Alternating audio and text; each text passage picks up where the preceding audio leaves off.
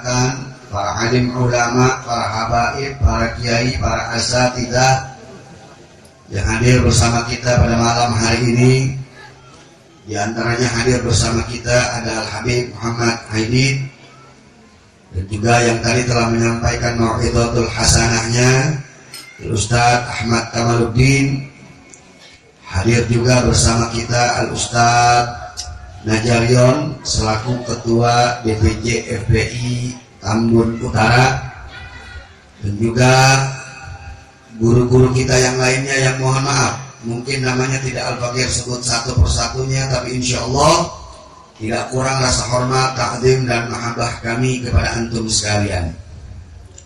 Dan juga tidak lupa kita aturkan salam penghormatan kepada seluruh dan segenap panitia penyelenggara acara tabligh akbar pada malam hari ini, dan juga seluruh pihak-pihak yang telah membantunya, baik bantu materi, moral, tenaga, waktu hingga doanya.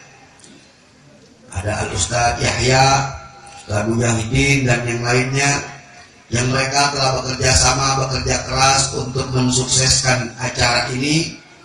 Kita doakan semoga Allah Subhanahu wa ta'ala balas dengan berbagai macam kebaikan yang berlipat ganda, dan semoga acara ini betul-betul menjadi acara yang bermanfaat buat kita. Amin ya rabbal alamin. Dan salam penghormatan yang teristimewa saya aturkan kepada seluruh dan segenap kaum bapak, juga kaum ibu, para pemuda, para pemudi, santriwan, santriwati, hadirin wal hadirat rahimakumullah. Alhamdulillah wa syukrulillah, tsumma alhamdulillah wa syukrulillah.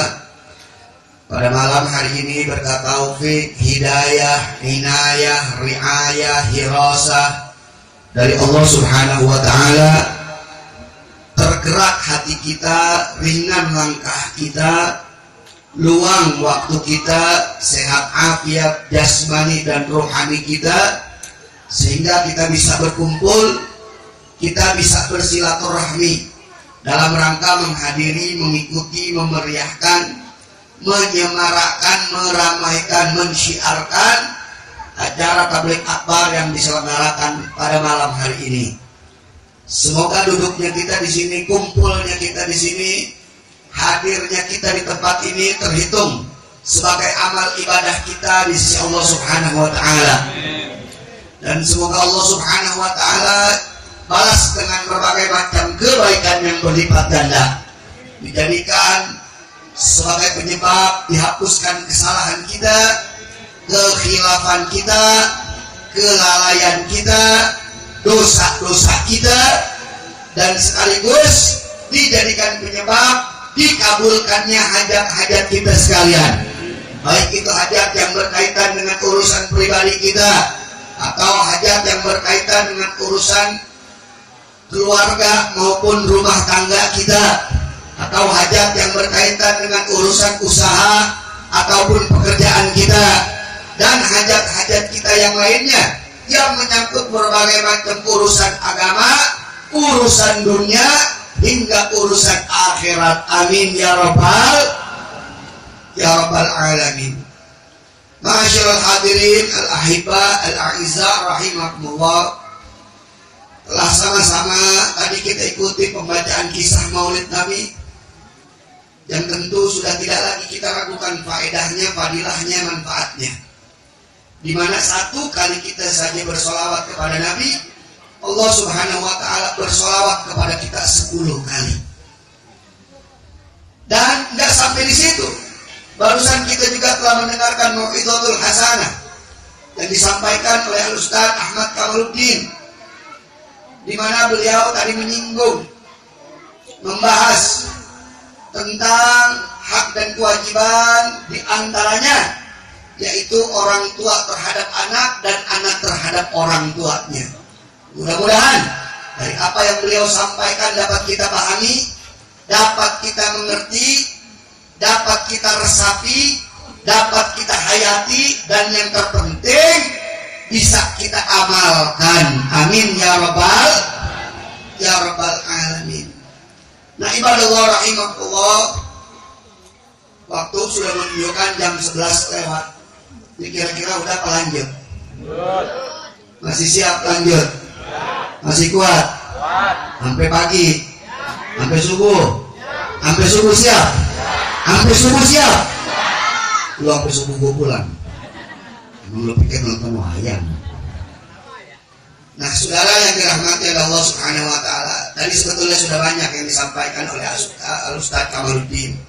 Karena itu saya hanya ingin menyampaikan dan menambahkan sedikit berkaitan dengan situasi dan kondisi yang saat ini sedang kita alami, yaitu merebaknya wabah corona. Betul? Betul. Ini kira-kira perlu kita bahas gak? Perlu kita bahas gak? Siap ngaji? Betul? Baik, kita ngaji sedikit, saudara, supaya kita tahu apa sih corona, apa itu corona, dan kita tahu bagaimana kita sebagai umat Islam, sebagai seorang muslim menyikapi corona ini. Nah, karena itu saudara, nggak panjang lebar, saya ingin bahas sedikit. Sebagaimana yang sama kita tahu bahwa corona ini jenis virus yang sama yang beberapa tahun lalu juga ramai. Beberapa tahun lalu pernah kita dengar yang namanya flu burung. Ya. Terus lagi ada SARS. Ya. Itu virusnya eta-eta ini. Cuman aja sudah berubah sedikit. Sekarang namanya coronavirus. Tulisannya COVID-19.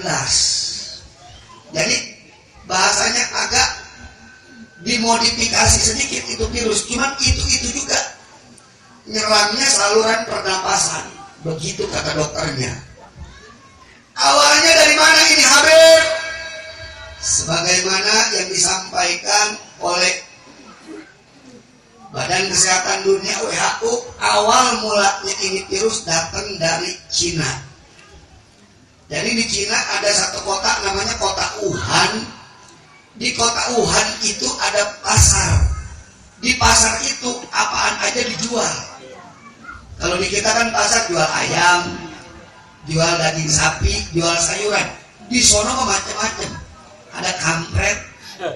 Nah beneran ini ada musang, kalajengking. Buat apa nih? Buat dijarak, bukan. Buat dimakan. Anak monyet, saudara, yang masih hidup ditaruh langsung di apa namanya tuh? Kuali ditaruh langsung, dimasukin langsung ke kuali, palanya dikeprok, otaknya diambil, hidup-hidup dimakan. Apa aja dimakan, makanya penyakitnya macam-macam. Yang dulu kita kagak pernah kenal, sekarang ada.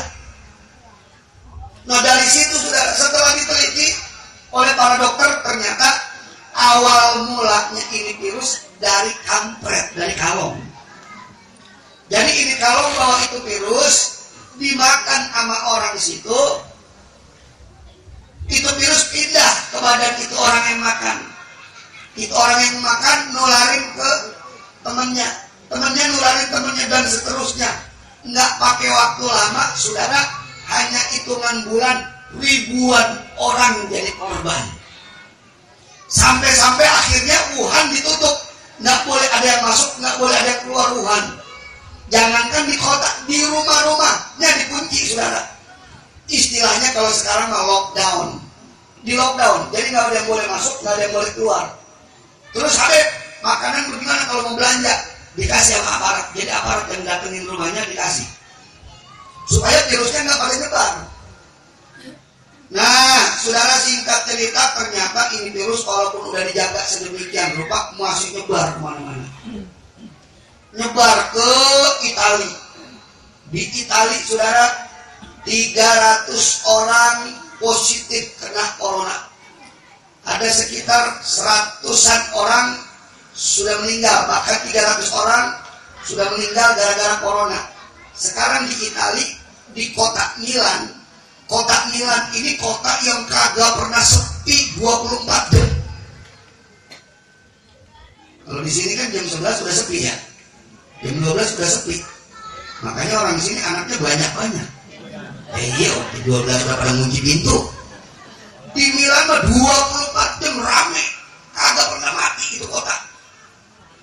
Tiba-tiba begitu kena corona, itu kota Milan kayak kota mati, kayak kagak ada orangnya. Dikunci semua di karantina. Singkat cerita saudara, sampai-sampai akhirnya Saudi memutuskan untuk menutup ibadah umroh sementara.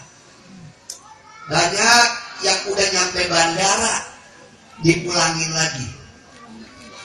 Masih mending di bandara udah sampai Jeddah dipulangin lagi. Udah sampai Abu Dhabi dipulangin lagi, nggak boleh masuk Mekah. Makin kesini bukan lagi nggak boleh masuk Mekah, nggak boleh masuk Masjidil Haram.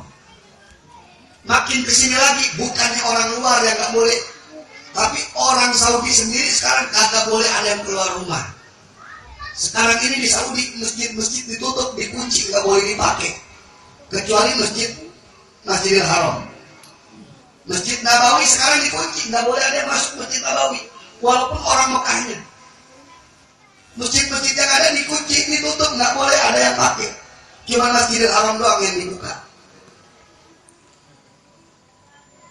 Ternyata saudara, ini corona mampir juga ke Indonesia. Mampir ke Indonesia. Saya bukan nakutin, cuma ini mah data ya. Sebab kita juga perlu tahu ya. Perlu tahu bukan buat ketakutan, supaya kita mawas diri. Betul apa betul? Supaya tahu, jadi kagak ngentengin, tapi jangan juga terlalu berlebihan panik ya. Apa yang mau salaman? Jangan, corona. Ada orang batuk-batuk, corona. Ada orang bilang corona. Jadi sekarang ini saudara, di Indonesia ini bahkan kalau mau hitung-hitungan persentase, Indonesia ini tertinggi korban yang meninggal akibat corona. Sedunia, saudara. Sedunia. Di Italia itu ribuan yang kena corona, yang mati cuman ratusan, cuman puluhan. Di Indonesia baru sekitar 300-an orang yang kena, yang mati udah 30 lebih. 10%-nya udah. Nah, saudara, timbul pertanyaan, ini corona apa sih, Bib? Ini corona apa? Yang jelas, nggak bisa kita pungkiri, ini namanya musibah. Betul apa betul? Apa sih musibah, Beb? Musibah ini terambil dari kata bahasa Arab. Asoba yusibu musibah, yang artinya kullu syai'in makruhin, segala sesuatu yang tidak menyenangkan, yang kagak enak, yang menyakitkan, yang kita nggak suka, itu namanya musibah. Itu musibah. Kita lagi jalan kecugak paku, enak apa kagak? Musibah berarti itu. Kita lagi duduk, ya kebetulan di bawah jendela, begitu kita diri ketok jendela, enak apa kagak, Pok? Musibah berarti. Kehilangan duit, musibah apa kagak? Laki kawin lagi, buat empok, buat dia apa kagak? Ya. Berkah itu ya buat kita. Nah, jadi sesuatu yang tidak kita senang, yang kita nggak suka, itu namanya musibah. Itu artinya musibah. Ya, kehilangan duit, kena air panas, kesundut rokok, musibah. Pokoknya kita kagak enak dah. Perasaan kagak enak, itu namanya musibah. Sampai sini paham? Bisa lanjut? Nah, musibah saudara. Dan bagaimana ini bisa terjadi musibah? Di Al-Quran Allah Subhanahu wa Ta'ala udah jelasin. Dhaharal fasadu fil barri wal bahr bima kasabat aydin nas liyudhiqahum ba'dalladzi amilu la'allahum yarji'un. Shadaqallahul azim. Di dalam Al-Quran Allah sampaikan, dhaharal fasadu fil barri wal bahr, telah tampak kerusakan di darat dan di lautan. Bima bima kasabat aydin nas, gara-gara perbuatan manusia. Kenapa itu perbuatan manusia? Liyuti kaum ba'dalladzi amilu, supaya yang lain bisa ngerasain sebagian yang lain. Gara-gara sebagian orang demen makan kampret, akhirnya yang lain kena imbasnya. La'allahum yarji'un. Untuk apa Allah kasih demikian rupa? Supaya mereka kembali ke jalan Allah, ingat sama Allah. Jadi saudara, musibah ini sesuatu yang tidak mengenakan buat kita. Dan musibah, sekali lagi saudara, musibah bisa bermacam-macam, tergantung siapa yang dapetin itu musibah. Jadi musibah bisa macam-macam jenisnya, tergantung siapa yang kena itu musibah. Yang pertama saudara, musibah bisa jadi ujian. Yang kedua, musibah bisa jadi peringatan. Yang ketiga, musibah bisa jadi siksaan. Tergantung siapa yang terima itu musibah, siapa yang kena itu musibah. Jadi musibah itu ada 3 macam.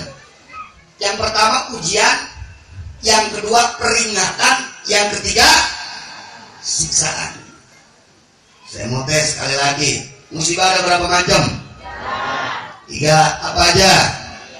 Yang pertama ujian, yang kedua peringatan, yang ketiga siksaan. Sampai sini jelas? Alhamdulillah. Yang tidak jelas boleh pulang. Lanjut nih, belum kelar itu ya. Nah saudara, jadi musibah ada berapa macam? Ujian, peringatan, siksaan. Tergantung yang kena itu musibah. Kapan musibah jadi ujian? Kapan musibah jadi peringatan? Kapan musibah jadi siksaan? Tergantung yang dapat itu musibah. Kapan sih musibah jadi ujian? Musibah jadi ujian manakala musibah tersebut menimpa orang-orang yang beriman, bertakwa kepada Allah, taat kepada Rasulullah, patuh terhadap syariat, tidak pernah melanggar perintah Allah, tidak durhaka kepada Allah. Manakala mereka mendapatkan musibah, musibah yang mereka dapetin namanya ujian. Contohnya seperti siapa, Beb? Seperti para nabi, para rasul, para aulia, para ulama, orang-orang soleh yang ahli ibadah. Manakala mereka mendapatkan musibah, musibah yang mereka dapetin namanya ujian. Jadi jangan aneh saudara, kalau kita baca sejarah nabi, sejarah rasul, mereka juga dapat musibah, betul?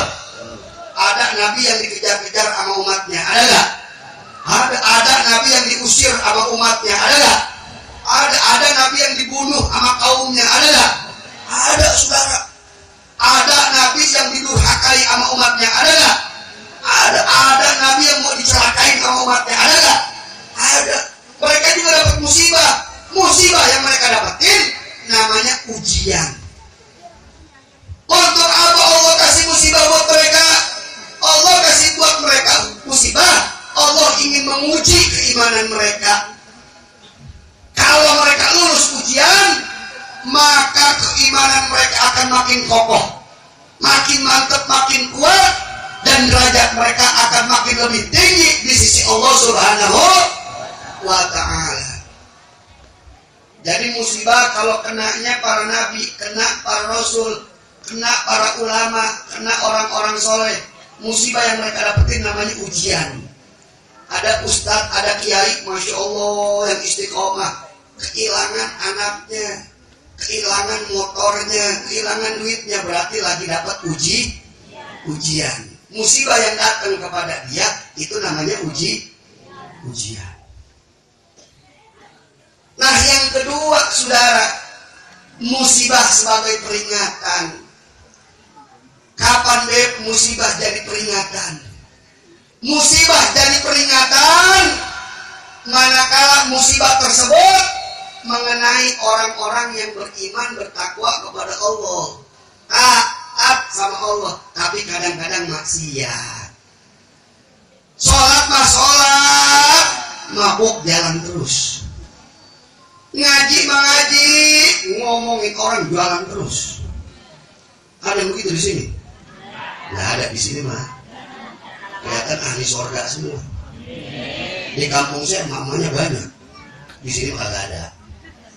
Ini mah kampung saya banyak mamanya begitu. Di sini mah kayaknya kagak ada. Di kampung saya banyak, di sini mah kagak. Kampung saya pindahan dari sini.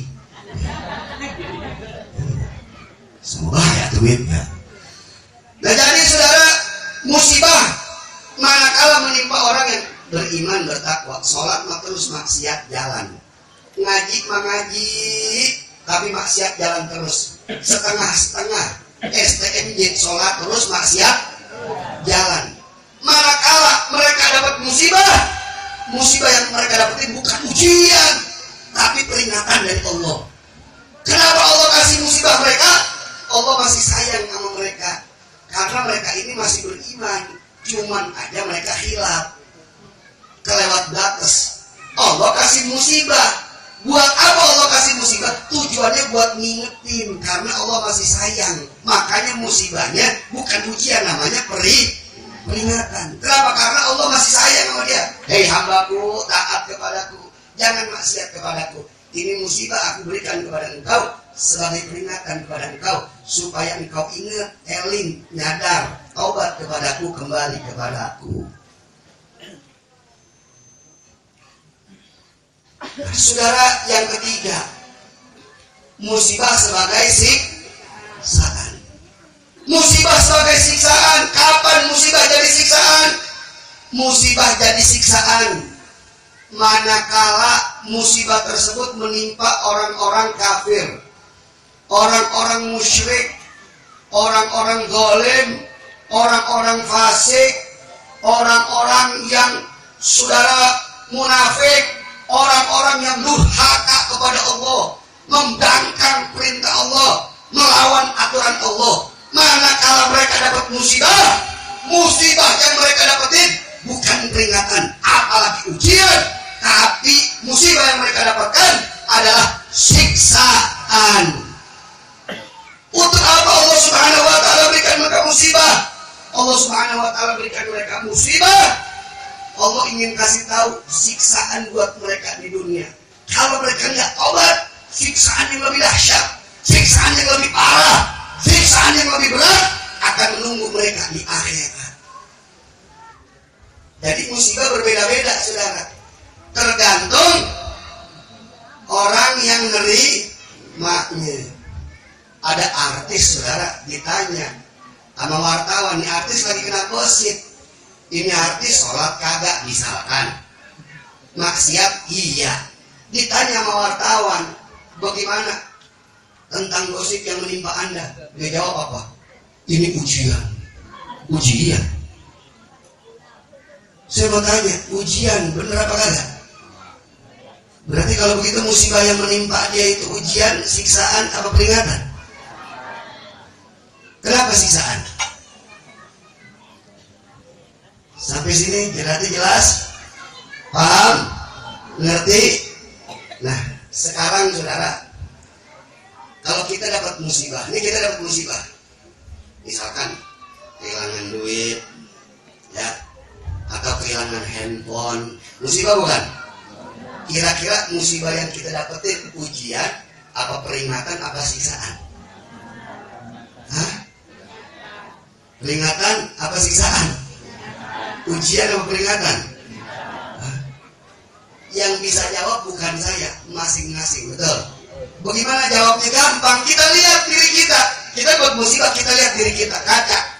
Jujur sama diri kita, kita ngaca. Namanya kita muhasabah sama diri kita. Kita lihat, kalau misalkan memang kita ini masuk ke dalam golongan yang pertama, taat kepada Allah, nggak maksiat sama Allah, segala perintah Allah kita jalanin, segala larangan Allah Jangankan yang haram, yang makruh kita jauhin, saudara. Kalau kita dapat musibah, berarti musibah yang kita dapetin adalah ujian. Kalau misalkan kita sholat iya, ngaji iya, puasa iya, tapi maksiat masih juga kadang-kadang kita lakuin. Ngomongin orang masih juga, ngelawan sama orang tua masih juga, durhaka sama suami masih juga, kasar sama istri masih juga. Berarti musibah yang kita dapetin bukan ujian, tapi peringatan. Nah kalau misalkan kita, begitu kita ngaca, kita sholat kagak, puasa kagak, zakat boro-boro, sedekahnya kagak. Nah, tapi maksiat tiap hari, saudara, segala macam kemaksiatan, saudara udah pernah kita cobain, terus kita dapat musibah, berarti musibah yang kita dapetin bukan peringatan, apalagi ujian, tapi siksaan dari Allah Subhanahu wa Ta'ala. Sampai sini kira-kira jelas? Sekarang yang jadi pertanyaan, Habib, ini musibah corona buat negeri kita Indonesia. Musibah corona buat negeri kita, Beb, ini ujian apa peringatan apa siksaan, Beb? Hah? Kira-kira ini ujian, peringatan apa siksaan? Ujian, peringatan apa siksaan? Ini musibah corona buat negeri kita. Saudara, ini juga perlu kita pikirkan betul. Sebab kalau bukan kita yang merubah, siapa lagi? Betul apa betul? Innallaha la yughayyiru ma biqaumin hatta yughayyiru ma bi anfusihim. Allah nggak akan merubah keadaan satu kaum kecuali ada inisiatif dari itu kaum untuk merubahnya. Nah sekarang sekali lagi saya tanya, ini musibah corona yang nimpa negeri kita, ini kira-kira ujian, peringatan, apa siksaan? Kira-kira ujian, peringatan, apa siksaan? Ada yang bilang tiga-tiganya, ya nggak salah, semuanya tiga-tiganya ya. Ini nggak ada salah, nggak ada benar, ya. Ini menurut pandangan kita pribadi dulu nih ya. Ntar baru kita pikirin rame-rame ya. Ini kira-kira ini ujian, apa peringatan, apa siksaan nih ya. Ada yang bilang peringatan, ada yang bilang siksaan nih, siksaan. Gampang ngukurnya. Ngukurnya gampang, kayak tadi rumusnya. Ini Indonesia nih, negeri kita ibaratin orang. Kita ibaratin orang dulu nih Indonesia nih. Indonesia kalau ibarat orang, masuk orang golongan yang mana? Kalau misalkan Indonesia masuk golongan yang pertama, orang beriman, bertakwa, ya, taat sama Allah, nggak pernah membangkang, nggak pernah durhaka sama Allah, maka berarti musibah yang menimpa kita punya negeri ini ujian buat negeri kita. Betul. Nah kalau misalkan Indonesia kita ibaratin orang masuk kategori ternyata orang yang kedua, ibadah iya, maksiat juga iya. 50-50, ibadahnya istiqomah, maksiatnya istiqomah juga. 50-50, berarti musibah yang sedang menimpa negeri kita bukan ujian tapi peringatan. Nah, yang ketiga, kalau kita ibaratin Indonesia ini kayak orang, masuk ternyata kategori yang ketiga. Ibarat orang Indonesia, orangnya kagak pernah ibadah, durhaka sama Allah, maksiat kepada Allah, membangkang perintah Allah, berarti musibah yang menimpa negeri kita bukan peringatan, apalagi ujian, tapi adalah siksaan dari Allah. Nah, kira-kira ya setelah kita lihat begitu, kita ibaratin orang di Indonesia masuk kategori yang mana kira-kira? Hah?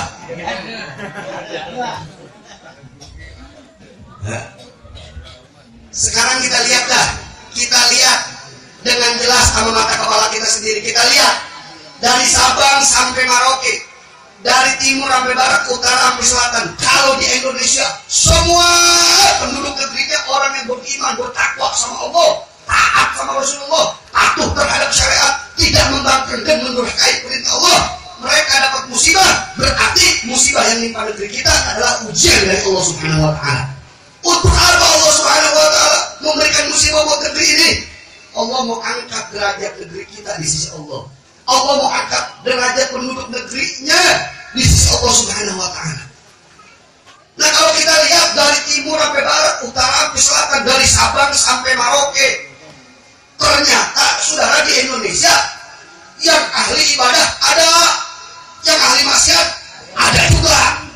Masjid ada, diskotik ada juga, majelis taklim banyak, sarang dongdok banyak.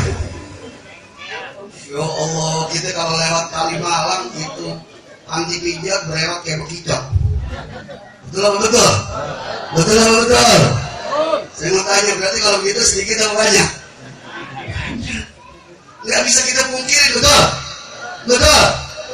Pesantren banyak, madrasah banyak, tempat judi banyak juga.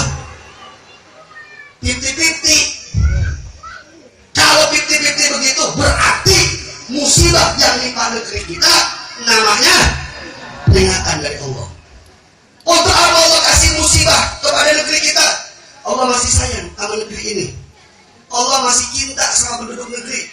Penduduk negeri diingetin, dikasih musibah supaya apa? Supaya mereka ingat, supaya mereka sadar, supaya mereka kembali ke jalan Allah Subhanahu wa ta'ala. Agar tingkatkan keimanan dan ketakwaannya, jauhkan kemaksiatan dan kemunkarannya. Nah, kita lihat lagi saudara yang ketiga. Kalau misalkan memang dari Sabang sampai Merauke, dari timur sampai barat, utara sampai selatan, di Indonesia kita lihat nih, banyakan maksiatnya ketimbang yang ibadatnya. Masjid sedikit, diskotik banyak. Perbandingannya, masjid 1, diskotik 10. Majelis taklim 1, panti pijat 10. Berarti banyakan maksiatnya ketimbang yang ibadatnya. Kalau memang keadaan negeri kita seperti itu, saudara, berarti musibah yang menimpa negeri kita bukan lagi peringatan apalagi ujian, tapi siksaan dari Allah Subhanahu wa ta'ala. Sekali lagi saya tanya nih, berarti musibah yang menimpa negeri kita apa namanya? Oh Habib, kalau saya lihat ini peringatan kayaknya. Saya berharap Pak, Bu, saya juga berharap mudah-mudahan musibah yang menimpa negeri kita ini bukan siksaan tapi peringatan. Mudah-mudahan peringatan, bukan siksaan dari Allah, betul? Tapi saudara, jangan kita terus seneng dulu. Ini Allah lagi kasih peringatan. Kalau kita nggak ingat juga, udah diingetin sama Allah, udah disadari sama Allah dengan berbagai macam musibah, tapi pejabatnya nggak juga sadar, rakyatnya nggak juga sadar, penduduk negerinya nggak juga sadar, nggak menutup kemungkinan musibah yang selanjutnya datang bukan lagi peringatan tapi siksaan yang akan menghancurkan kita punya negeri. Karena itu saudara, kita introspeksi diri. Mudah-mudahan Allah ini cuma peringatan, kagak nyampe jadi siksaan. Makanya yuk kita mulai dari mana? Dari rumah kita dulu masing-masing. Pulang dari sini, kemarin yang istrinya keluar rumah enggak tutup auratnya, besok suruh tutup auratnya. Anak-anak perempuannya yang keluar rumah kelayaban, pakai baju seenaknya enggak tutup auratnya, suruh tutup auratnya. Lakinya yang biasanya judi, kasih tahu, bang, udah akhir zaman, udah mau kiamat, lo masih bayar judi, kasih tahu kok. Sebab ini musibah peringatan buat negeri kita, betul? Jangan sampai kita udah diperingati dengan berbagai macam musibah, masih kagak sadar juga. Pejabatnya masih kagak sadar, rakyatnya masih kagak sadar. Bisa jadi musibah yang selanjutnya bukan lagi peringatan, tapi siksaan yang menghancurkan kita punya negeri. Bisa hancur negeri kita, bisa porak-poranda negeri kita. Mana negeri-negeri yang dulu berkuasa, sekarang mana? Persia mana? Romawi mana? Saudara, negeri Sodom mana? Hancur semua saudara. Babilonia mana? Hancur semua saudara, dimurkai oleh Allah. Jangan sampai Indonesia hancur, hilang dari peradaban bumi, betul? Kalau memang kita cinta negeri saudara, jangan cuma teriak NKRI harga mati, NKRI harga mati, tapi lu mabuk tiap hari. sama aja mengundang bencana buat negeri kita, betul? Kalau Anda cinta negeri, jangan cuma teriak NKRI harga mati. NKRI harga mati, pasal Anda segede-gede, tapi lu mabuk tiap hari. Bikin acara dangdutan. Sampai mabuk-mabuk. Cinta negeri apa? Justru yang model-model begitu yang ngancurin kita punya negeri, saudara. Yang akan mengundang murka Allah. Kalau Allah udah murka, Allah turunin bencana. Kalau bencana udah datang, saudara, yang kena bukan dia doang. Dianya kena, bapaknya kena, emaknya kena, bininya kena, anaknya kena, termasuk kita tetangganya juga bisa kena. Dia dapat enaknya, kita dapat apesnya. Betul. Begini nih ceramah kalau belum dikasih makan.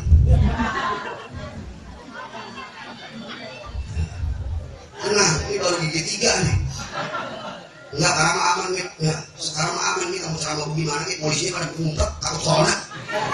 Nah, kemarin kita ceramah pas dikit aja, panitianya. Besok-besok dia ngundang itu ya. Kenapa? Radikal. Enggak, panitianya gue tangkap nih. Enggak, Habibnya gue tangkap nih. Nunggu ayam gue tangkap. Ya, kita mau ngingetin, betul. Kadang-kadang saudara, kadang-kadang tabiat kita, kebiasaan kita kalau diingetin pelan-pelan nggak kena. Emang kudu digebuk biasanya mah. Contoh kayak bocah. Nih bocah, kita begini bukan karena kita benci, tapi karena kita sayang, betul. Kadang-kadang kedengarannya kasar, kedengarannya bengis, tapi kadang-kadang karena rasa cinta, saudara. Kayak contoh, seorang ibu sama anaknya naik ke pohon, anaknya masih bocah. Ini ibu saking sayangnya, nah turun. Ini anak makin ke atas. Turun. Makin ke atas. Udah mulai naik. Turun. Makin ke atas. Ujung-ujungnya tuh ngomong apa? Lu gua gede dulu ya. Gua gede dulu. Turun lah. Saya mau tanya, itu emak benci sama anaknya berapa? Sayang. Dia begitu sayang. Kadang-kadang ada habib, ada ustadz, ada kiai, selama teriak-teriak. Bukan berarti mereka menebar kebencian, bukan. Karena mereka sayang. Kadang-kadang dikasih lembut, nggak kena. Kadang-kadang memang masyarakatnya demen yang keras-keras. Iya atuh Bib. Kita tidak demen yang keras-keras mah. Kemana baik udah pikirannya. Udah jam 12 ya. Udah kemana-mana udah pikirannya. Kita lagi ngomongin apa ya. Betul. Kadang-kadang yang lembek gak kena. Betul. Kadang-kadang apalagi orang Tambun. Ya. Lu ceramah di Tambun lembek, diketawain orang Tambun. Orang Tambun tahu sendiri diajakin ngaji susah, diajakin berantem paling pro. Betul. Iya, makanya lembek-lembek jarang laku bahasanya di Tambun lah. Betul. Orang Tambun asal aja dan biar lembek. Ini nggak orang ya begini. Kamu mau dengar keras-keras. Betul. Wah iya, emang pada makhluk keras semua, kasar bukan makhluk halus. Iya makhluk halus udah dengit. Saudara, jadi kalau memang kita cinta negeri kita, yuk mari sama-sama kita jaga negeri kita. Dengan apa? Jauhi ya udah gak usah percaya main trek-trek NKRI harga mati sebalik mabok. Lu yang ngancurin NKRI lu justru lu kalau yang cinta negeri, ayo basmi bareng-bareng maksiat, betul? Ada warung miras di kampung kita, ayo kalau emang ente cinta negeri, cinta NKRI, yuk kita tutup bareng-bareng, berani gak? Gituin, betul? Jangan cuma bikin spanduk NKRI harga mati, tapi mabuk, judi. Justru yang begitu saudara, yang ngancurin negeri, betul? Sampai sini kira-kira jelas? Terakhir. Lalu bagaimana sikap kita sebagai umat Islam menghadapi corona ini? Tadi sebagai warga negara Indonesia, kuncinya apa? Taati ilahi. Cinta negeri, taati ilahi. Cinta negeri, taat, jauhi maksiat. Dengan Anda menjauhi maksiat berarti Anda sedang menanam saham untuk menjaga negeri kita. Dengan Anda bermaksiat, sekecil apapun kemaksiatan Anda, berarti Anda sedang menanam saham, ikut andil dalam menghancurkan negeri kita. Palsu! Kau teriak-teriak cinta NKRI, tapi kau bermaksiat tiap hari.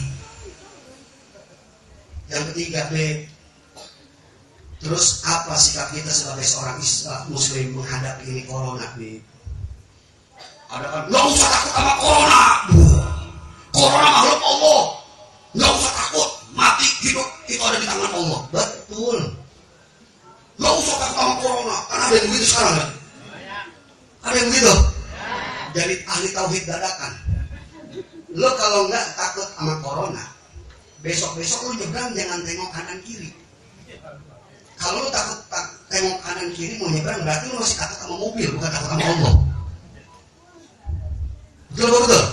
Ayo lo mau ngomong tauhid, makanya kalau ngaji tauhid kudu bener, jangan setengah-setengah. Akhirnya nanti jadi paham Jabariyah. Jabariyah apa Bib? Ya, diterangin kepanjangan ngerti kata punya iya. Ini mah udah kudunya ngaji yang Ustaz Yahya di sini, ntar diterangin apa Jabariyah apa Qadariyah. Betul.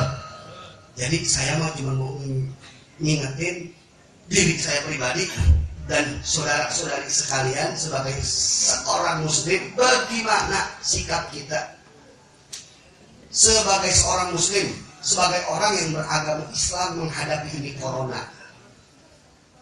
Bagaimana sikap kita yang tepat? Sekurang-kurangnya Pak Bu, kita harus ingat, dalam agama kita ada yang namanya akidah, ada yang namanya syariat, ada yang namanya akhlak. Akidah, syariat, akhlak ini nggak bisa saudara dilepasin. Antara satu dengan yang lain saling tunjang menunjang. Kalau dulu kita di madrasah belajar arkanuddin, rukun-rukun agama, iman, Islam dan ihsan. Iman, Islam dan ihsan itu juga kurang lebih pengertiannya akidah, syariat dan akhlak.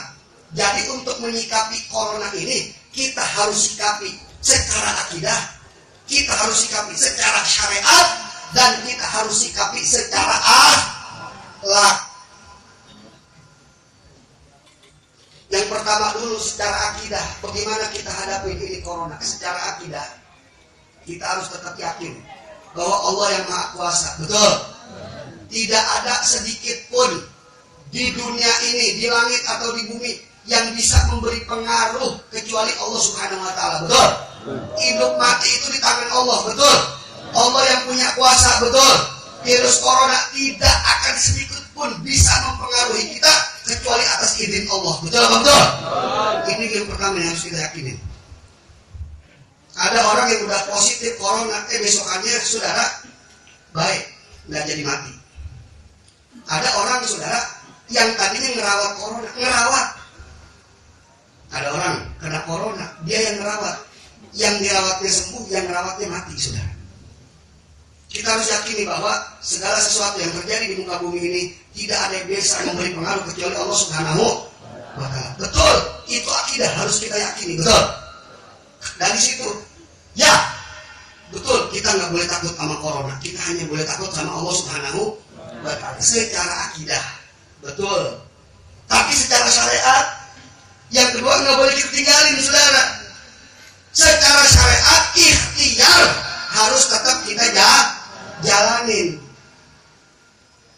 Lapar makan, haus minum. Saya mau tanya, yang ngasih kenyang Allah apa makanan? Allah apa makanan?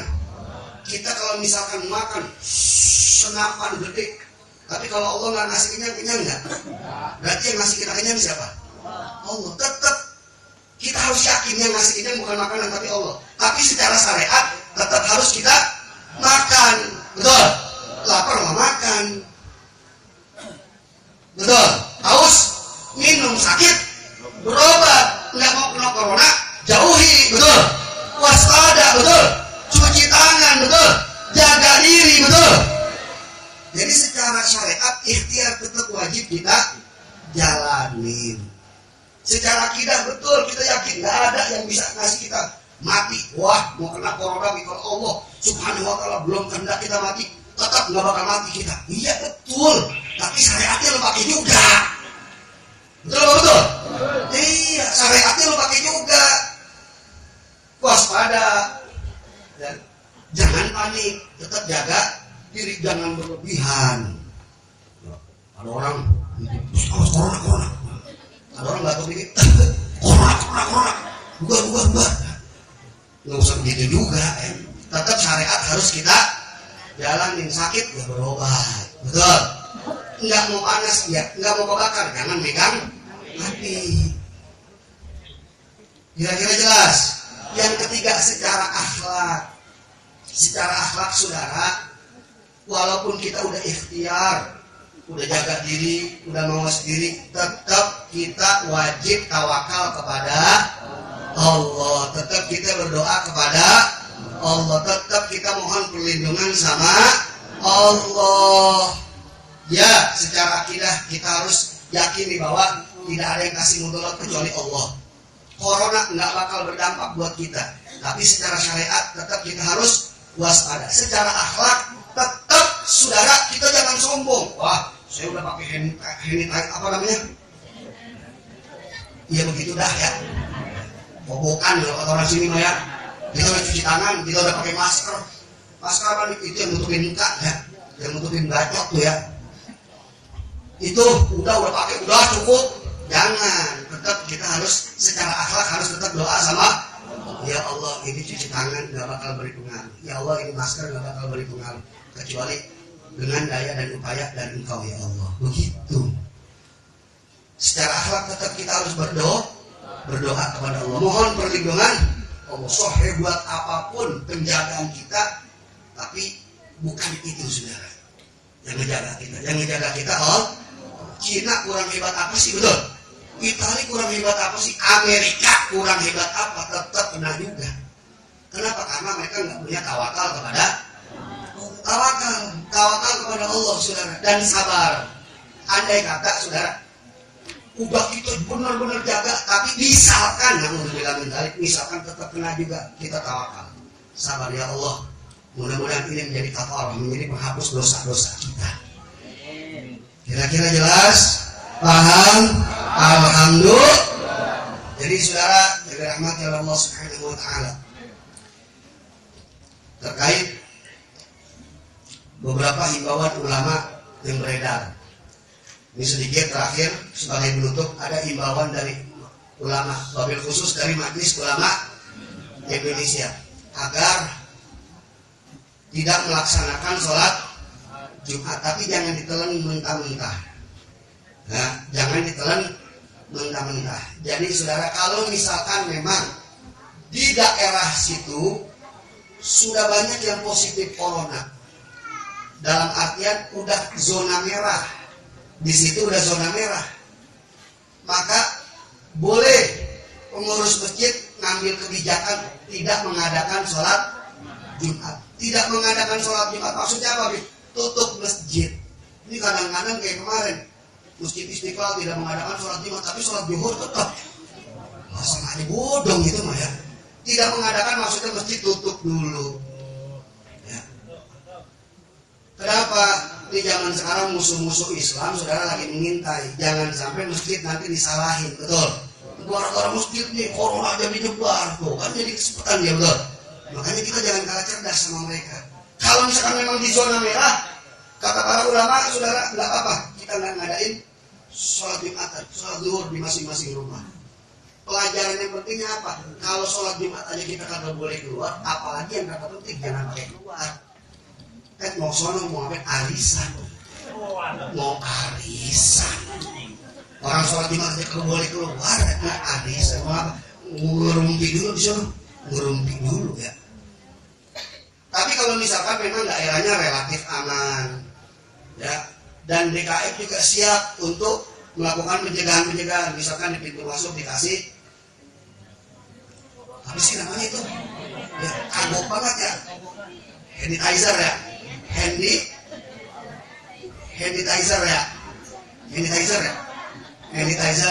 nggak apa di pintu sanitizer ya.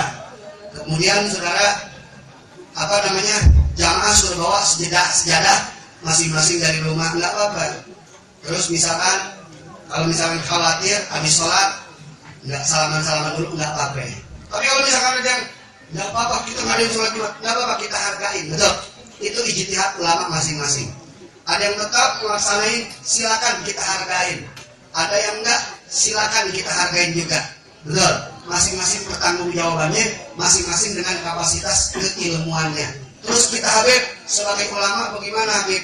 Ya kalau saya pribadi, saya ikut guru kami. Siapa? Imam besar FPI Habib Muhammad Rizik. Habib Muhammad Rizik bilang apa? Beliau sampaikan, ikuti MUI. MUI ini sudah membuat fatwa yang cukup bijak. Kalau memang di zona merah, kalau sudah banyak di situ yang kena positif corona, nggak sholat Jumat, nggak apa-apa nggak sholat Jumat, cuma ganti sholat zuhur. Ini kadang-kadang pada protes, nggak bisa kita tetap sholat Jumat. Yang protes itu bukan. Kadang-kadang yang kemarin dia kagak ke masjid, ya, jadi yang rame, cuma resep-resepan rame doang. Ya. Tapi kalau misalkan memang zona aman, ya, nggak mau masalah sholat Jumat nggak apa-apa. Jadi saya pribadi ngikutin siapa? Saya ngikutin arahan guru kami tercinta Habib Muhammad Rizik Syihab. Sampai sini kira-kira jelas? Alhamdulillah. Bapak Ibu yang dirahmati oleh Allah Subhanahu wa taala. Ya, itu yang bisa Al-Fakir sampaikan. Dan terakhir insya Allah hari Senin FPI se-Kabupaten Bekasi akan bekerja sama dengan Basnas Kabupaten Bekasi akan mengadakan yaitu pencegahan corona. Caranya bagaimana, Bin? Kami akan membersihkan masjid-masjid yang ada di Kabupaten Bekasi di tiap kecamatan. Tapi karena memang persediaan sedikit, ya, persediaan bahan-bahan disinfektannya sedikit, tenaganya juga sedikit, saudara, maka kami prioritaskan masjid-masjid yang gede, yang khususnya yang gede, yang di pinggir jalan, yang di situ banyak orang masuk. Kalau misalnya masjid yang di dalam kampung yang sholat Jumatan itu aja orangnya, itu kami nggak prioritaskan. Yang kami prioritaskan yang di pinggir jalan utama, yang orang siapa aja boleh masuk. Nah itu yang kami prioritaskan. Sekurang-kurangnya satu kecamatan 7 masjid akan kami bersihkan. Kami semprot disinfektan dan kami akan bersihkan. Ya. Insya Allah besok hari Senin. Nah kalau orang Tambun Utara yang kebetulan masjidnya ya itu di jalan utama dan memang jamaahnya ini majemuk orang dari mana-mana yang kita nggak kenal kadang-kadang ya. Nah itu silakan koordinasi sama Ustadz Najarion. Tapi memang sekali lagi karena memang terbatas, persediaan terbatas, tenaga terbatas, kami baru hanya bisa dan mampu untuk 7-8 masjid kurang lebih. Tapi insya Allah kalau misalkan nanti ada bantuan lagi, saudara, kami bisa akan lebih dari 7 atau 8 masjid. Nah, itu sekedar informasi. Jadi kalau misalnya memang, wah kebetulan Habib, masjid saya itu banyak orang dari mana-mana, kayaknya perlu. Nah silakan. Nanti koordinasi sama Ustadz Yahya di sini, ada Ustadz Mujahidin, ada juga ketua DPJ-nya Ustadz Najarion. Dan di setiap kecamatan kami akan lakukan itu. Dananya dari mana? Jangan pakai tanya, dananya dah dari pemerintah. Boro-boro pemerintah. Boro-boro ya. Pokoknya dan kita dengan Basnas ya. Jadi tujuannya kita hanya ingin ikut ambil bagian menjaga kemaslahatan buat warga khususnya Kabupaten Bekasi. Nah mudah-mudahan Allah Subhanahu wa taala jaga diri kita, jaga keluarga kita, jaga wilayah kita dari bala dunia dan juga dari azab akhirat. Amin ya rabbal alamin. Bil qabul. Al-Fatihah. Bismillahirrahmanirrahim. Alhamdulillahirabbil alamin. Arrahmanir rahim. Maliki yaumiddin. Shiratal ladzina an'amta 'alaihim ghairil maghdubi 'alaihim waladdallin. Rabbi ighfir li wa amin. Rabbana taqabbal minna innaka antas samiul 'alim wa tub 'alaina innaka antat tawwabur rahim. Sallallahu alaihi wasallam Muhammadin wa alihi washabihi ajma'in. Alhamdulillahirabbil alamin. Itu saja yang bisa kami sampaikan. Terima kasih atas segala perhatian. Mohon maaf atas segala kekurangan dalam penyampaian. Hadani Allah wa iyyakum ila shiratal mustaqim. Wal afu minkum. Wassalamualaikum warahmatullahi wabarakatuh.